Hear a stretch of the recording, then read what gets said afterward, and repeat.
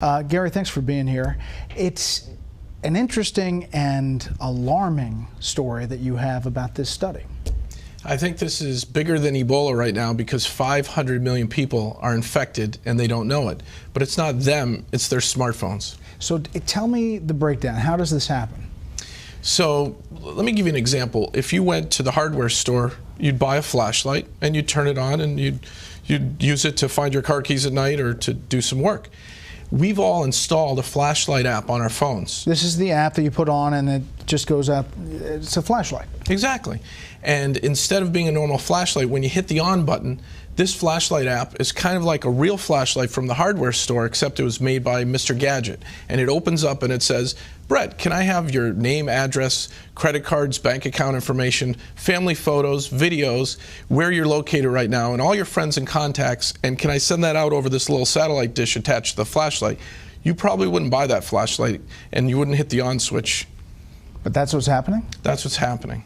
The top 10 flashlight apps today that you can download from the Google Play Store are all malware. They're malicious, they're spying, they're snooping, and they're stealing. So where does that information go? What happens to it? So I've been tracking down where it goes, and I've found 3 countries so far: China, India, and Russia. And they use it for various purposes, I guess? They use it pretty much, it seems, for criminal purposes, but if a nation state wants to collect a lot of information on Americans, this is a great way to do it because everybody installs a flashlight app. So what do you tell people? Don't install flashlight apps, period? In some cases, you actually have to not only uninstall it, but you have to factory reset your phone because they install Trojans that when you uninstall some of these flashlight apps, the Trojans are still installed, waiting to run and operate in the background while you're doing important things like mobile banking or reading your contacts list and things like that. That's amazing. Is that this is a new kind of finding? It's a new finding. So at Snoopwall, I had my team do a vulnerability assessment of the top 10 flashlight apps, and we created a threat report, which we put on our website, that shows that because this is the most downloaded app, I was always wondering why things were happening in an odd way on my phone, where my GPS was being activated and my contact list. So I had my team look into it, and we discovered this. This is brand new information. Top 10 flashlight apps, 500 million downloads, all acting in a very malicious way. So if you're telling somebody now, what would you tell them to do? Drop that app and restart your phone?